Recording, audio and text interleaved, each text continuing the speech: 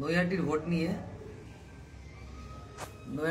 নিয়ে কয়েকটা কথা বলতে চাই। নৈহাটির বিধানসভা উপনির্বাচন আজকে আমাদের রাজ্যের 6টা জায়গায় উপনির্বাচন ছিল, কিন্তু সারাদিনের নৈহাটির ভোটের অভিজ্ঞতা যেটা মনে হলো, মানুষ টিএমসিকে প্রত্যাখ্যান করেছে।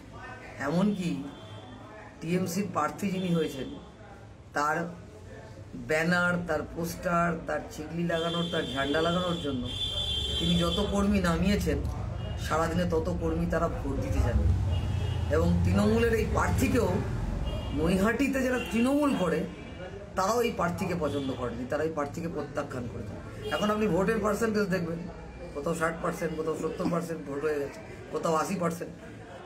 সকাল নৈহাটি শহর তৃণমূল কংগ্রেসের গ্রুপে নৈহাটির প্রার্থী হুমকি দিয়েছেন 80% ভোট করতে হবে।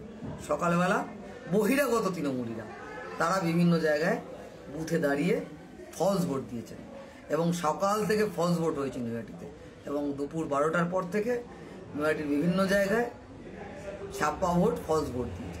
হয়তো সব বুথ দখল করতে পারেননি, কিন্তু নৈহাটির কোনো বুথ বাকি নেই যেখানে ফলস ভোট আর ছাপ্পা ভোট দেওয়া হয়নি, দিয়ে পার্সেন্টেজ বাড়ানো হয়েছে। কিন্তু ভোটে যেটা উল্লেখযোগ্য যে মানুষের রিজেকশন, মানুষের প্রত্যাখ্যান, মানুষের তৃণমূলকে প্রত্যাখ্যান করছে। এবং এই তৃণমূল আপনি বলতে পারেন যারা লোক দেখিয়ে পোস্টার মারলো তৃণমূলে, তারা তৃণমূলের হয়ে ভোটটা দিতে গেল না। এবং যখন নৈহাটিতে ভোট হচ্ছে তখন ভাটপাড়াতে তৃণমূল গন্ডগোল, কি জানি এমপির সাথে এমএলএ গন্ডগোল, মারা গেল তৃণমূলের একজন কর্মী চায়ের দোকানে বসেছিলেন। কারণ গুন্ডারাজ খতম করবার কথা বলেছিলেন যিনি এখন ব্যারাকপুরের এমপি।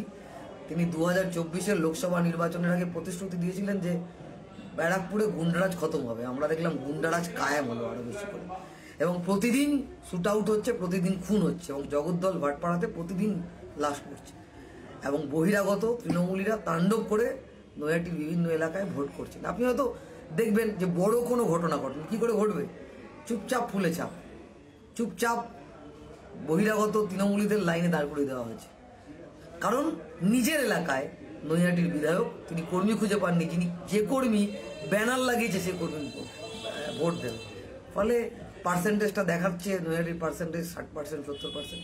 তো নৈহাটির সামগ্রিকভাবে নৈহাটির মানুষ এবারের উপনির্বাচন থেকে নৈহাটির বেশিরভাগ মানুষ মুখ ফিরিয়ে নিয়েছেন।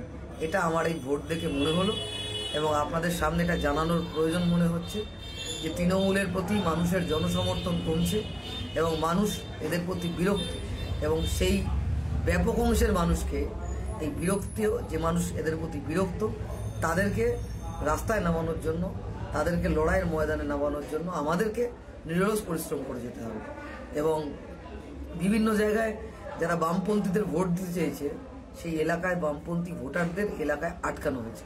তারপরও বেশ কিছু মানুষ তারা বামপন্থীদের ভোট দিয়েছেন, তারা সিপিআইএম এর লিবারেশন প্রার্থী তাকে ভোট দিয়েছেন বেশ কিছু জায়গায়।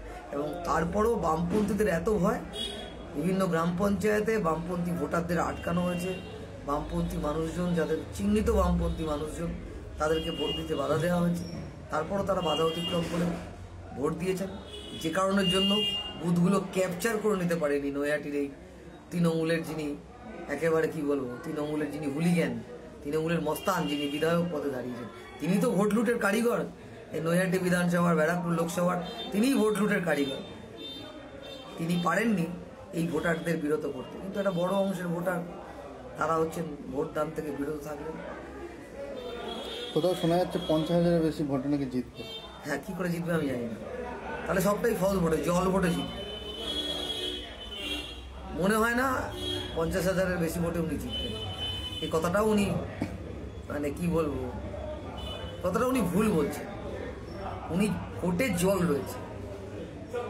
তৃণমূল সবই চুরি করে, ভোট তো চুরি করেই, কিন্তু সকাল থেকে যত ফলস ভোট দিয়েছে, আর সবচেয়ে বেশি আমার আরো খারাপ লাগছে, বারবার যেটা উচ্চারণ করছি, যে নৈহাটিতে ফলস ভোট দিতে নৈহাটির তৃণমূলের কর্মী পাওয়া গেল না। তার জন্য বাইরে থেকে কর্মী আনতে হলো, কাঁচরাপাড়া থেকে এমএলএর বাহিনী আসতে হলো, তার জন্য জগদ্দল থেকে বাহিনী আসতে হলো, তার জন্য ভাটপাড়া থেকে বাহিনী আসতে হলো, তার জন্য মাহুতপুর থেকে বাহিনী নিয়ে আসতে হলো, তার জন্য কল্যাণী থেকে বাহিনী নিয়ে আসতে হলো নৈহাটিতে ভোটে ছাপ্পা দেওয়ার জন্য। এটা দেখেই খারাপ লাগছে, এত দৈনদশা নৈহাটির তৃণমূলের উনি নাকি আমার নৈহাটি শহর তৃণমূল কংগ্রেসের সভাপতি। এই মানুষ ভোট দিতে গেল না, এটা কি আরজি করের প্রভাব? সেটা আমি বলতে পারবো না। মানুষ একটা ভয়ের পরিবেশ তৈরি হয়েছিল নৈহাটিতে, এবং ভয় এবং আতঙ্ক সন্ত্রাসের পরিবেশ তৈরি করা হয়েছিল।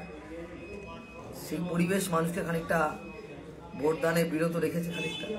তারপর আমার মনে হয়েছে মানুষ ভোট দেওয়ার চেষ্টা করেছে, কিন্তু তৃণমূলের যারা সমর্থক তারাই তো ভোট দিতে এলো না। তৃণমূলের লোকেদের প্রার্থী পছন্দ হয়নি, তারা ভোট দিতে এলো না।